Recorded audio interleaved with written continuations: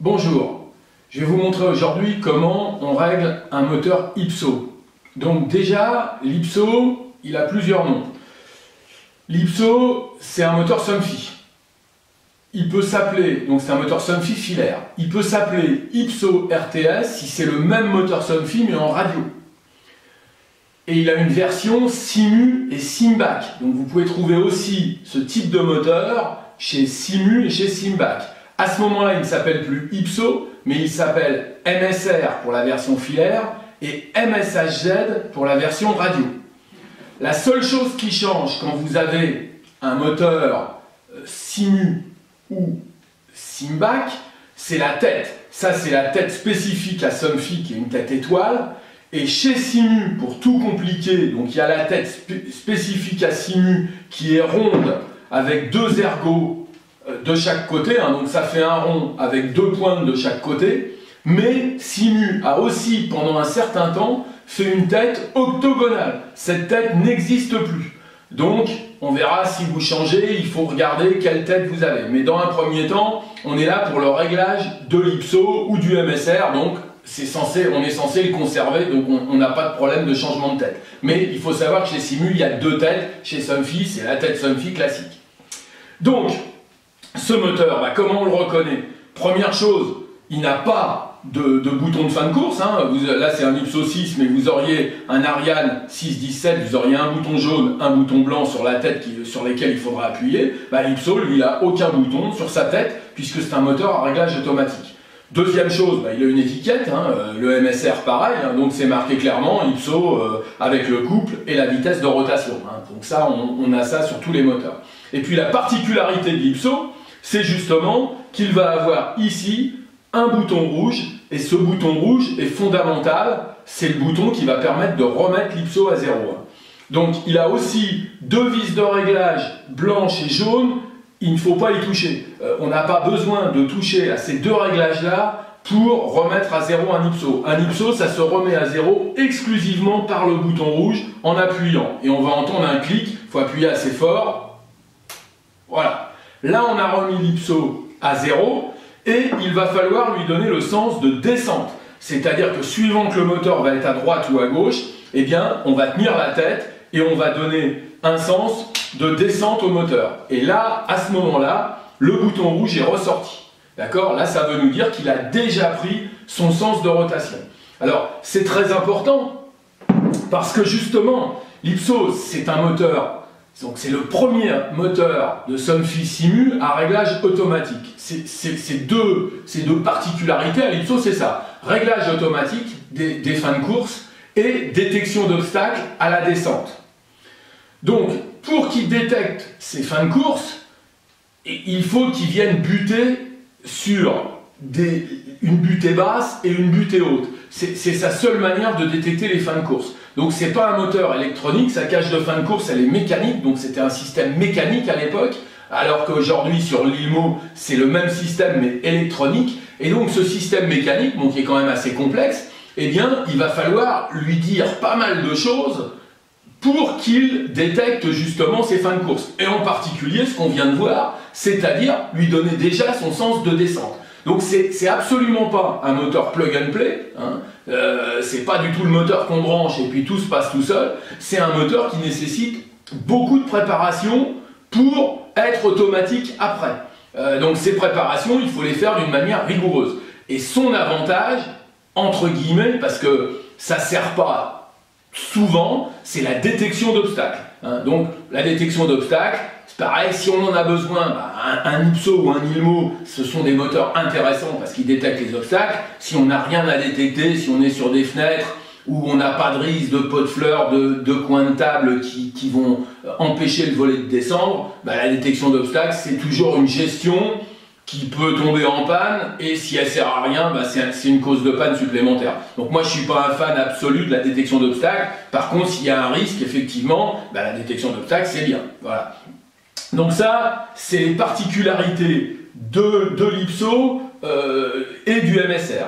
Et donc l'IPSO et le MSR, pour justement détecter les obstacles, une fois qu'on aura fait toute la manip de pré-réglage et de montage dans le tube, parce qu'on va voir que c'est pas fini, il va falloir faire tout un pré-réglage dans le tube, eh bien, il a besoin d'accessoires obligatoires. Ces accessoires, ce sont les butées.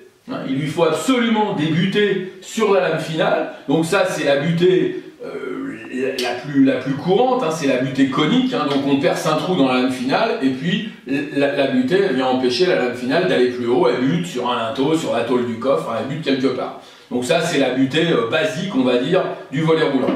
Il y a une butée légèrement que moi je trouve plus esthétique, c'est cette butée triangulaire, mais elle marche exactement sur le même principe. Donc l'avantage de ces deux butées-là, c'est qu'on les voit, donc c'est très facile à reconnaître, on voit très bien les butées. Et puis, il y a des butées plus esthétiques parce qu'on ne les voit pas, mais également plus perverses à trouver parce qu'elles sont enfilées dans la lame finale. D'accord? Donc ça, c'est une butée en T, elle a une forme de T, d'accord? Si on la met comme ça, sinon c'est un T à l'envers. Donc elle peut s'introduire dans les deux sens, T en bas ou T en haut dans la lame finale, ça c'est pas un problème, il y aura plus ou moins de lames finales qui seront visibles. Et donc ces butées-là, elles sont mises, alors il y en a une à droite et une à gauche, là j'en représente qu'une d'un côté, mais il y en a une à droite, une à gauche, et elles sont dans la coulisse, c'est-à-dire que là vous ne la voyez pas. Tout à l'heure, la butée, elle était en dehors de la coulisse, donc celle-là vous la voyez tout le temps. Celle-là vous ne la voyez pas, donc il faut déjà savoir à quoi on s'attend pour bien la chercher. Et donc cette butée-là, ce type de butée-là, elle est faite pour, donc les deux ergots du T vont coulisser dans la coulisse sans problème, mais vont venir buter là-haut sur la coulisse, sur la tulipe, pardon, parce qu'il y a un rétrécissement, comme un rétrécissement de chaussée, donc là ça passe plus, donc c'est ça qui fait la butée haute. Alors ça, c'est un principe de butée en T, elle a un peu évolué avec la butée en T, parce que l'inconvénient de cette butée en T, c'est le jour où je veux démonter mon tablier, je ne peux pas le sortir, puisque justement ça a été fait pour buter. Donc la seule manière, quand vous avez ce type de butée sur un volet roulant, si un jour vous voulez sortir votre tablier, c'est avec une scie à métaux de couper les deux ailes du T, de manière à sortir votre tablier. Ou alors, il faut démonter complètement votre volet roulant. Donc c'est quand même, et retirer les coulisses par le bas, et à ce moment-là, on peut sortir le tablier. Donc c'est très bien, tant que ça ne tombe pas en panne, c'est impeccable, mais c'est compliqué à démonter. Quand on l'a démonté et coupé, il faut remettre une butée classique après. Donc, les gens, certains ont inventé la butée à T rotatif.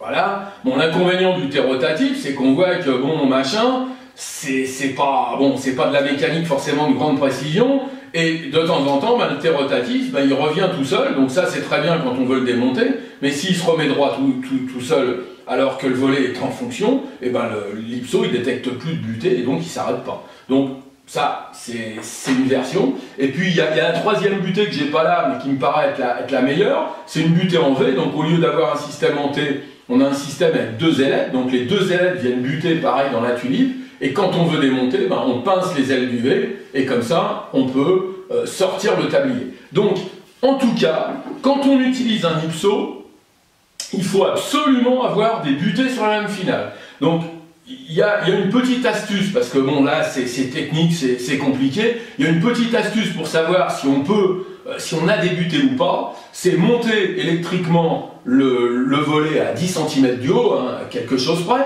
et prendre la lame finale à la main, et la pousser dans le coffre. Donc de deux choses l'une, où elle va rentrer dans le coffre et on n'a pas de butée, ou au contraire, elle ne pourra jamais rentrer dans le coffre parce qu'elle va être embutée sur ses butées justement. Donc là, on est sûr qu'on a de butée. Donc sans aller chercher les complications, quel type de butée j'ai et tout, on sait tout de suite si on en a ou si on n'en a pas. Parce qu'encore une fois, ces butées-là, quand le volet est livré, elles sont neuves, donc les deux petites ailes du T, on les a, les deux ailes du V, on les a, mais elles peuvent se casser. Donc si on n'a plus ces ergots qui dépassent, eh bien l'IPSO il se réglera jamais. Ça peut être un cas aussi où on a démonté un IPSO, et puis quand on le remonte, et puis l'IPSO il s'arrête pas, on n'a pas de fin de courseau. Si on n'a pas de fin de courseau, c'est peut-être parce que les ailes, elles ont disparu. Il faut que mécaniquement il soit bloqué en haut. Donc maintenant on a la contrepartie, l'équivalent, ça c'est pour régler le fin de courseau. Donc l'accessoire obligatoire pour régler le fin de courseau, puis on a l'accessoire obligatoire pour régler le fin de course bas. Donc là j'ai amené trois attaches, qui sont en gros trois types d'attaches. Donc ça c'est la plus ancienne, c'est ce qu'on faisait avant, c'est-à-dire on mettait une barrette sur le tablier, on avait une sangle souple qu'on attachait sur l'arbre, qui était vissée ou clippée sur l'arbre. Bon ça c'est impossible d'avoir ça avec un IPSO, parce que ça voilà, on peut enrouler le tablier à l'envers. Bon, pareil pour celle-là, bon, c'est une attache, donc là, la sangle souple a été remplacée par un feuillard d'inox souple, mais c'est pareil, hein, il peut s'enrouler dans un sens, il peut s'enrouler dans l'autre. Donc ça, un IPSO, impossible. Le seul élément qui permet de mettre un IPSO, c'est le verrou automatique. Alors nous, on appelle ça verrou automatique, et quand je parle aux gens, je me rends compte qu'ils visualisent pas verrou, parce que ça ressemble pas à un verrou. Pour eux, un verrou, c'est une targette ou un verrou vachette sur une porte, qu'on tourne avec une clé. Donc pour nous, c'est un verrou automatique. Pourquoi? Parce que quand le volet va monter normalement, eh ben, il va s'enrouler autour de l'axe, d'accord? Donc, il admet la rotation du tube, mais par contre, quand le volet va descendre, eh bien, il va pousser sur les lames.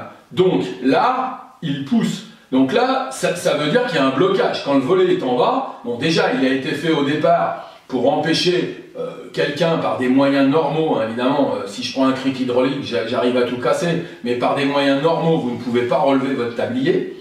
Bon, mais il sert aussi à l'IPSO pour savoir qu'il est en fin de course bord. C'est-à-dire que là, il ne peut pas descendre plus bas. Lui, il ne peut pas s'enrouler à l'envers comme une sangle. Donc, il vient pousser et l'IPSO sent cette résistance et donc s'arrête en bas. Donc ça, ce sont les éléments indispensables pour installer un IPSO sur un volet roulant. On verra dans la deuxième vidéo comment le monter dans le tube avec toute la manipulation qu'il va falloir faire, parce que c'est pas fini. Appuyer sur le bouton rouge, c'était le début, lui donner le sens de descente, c'était le début, mais il y a d'autres manipulations à faire pour le monter dans le tube.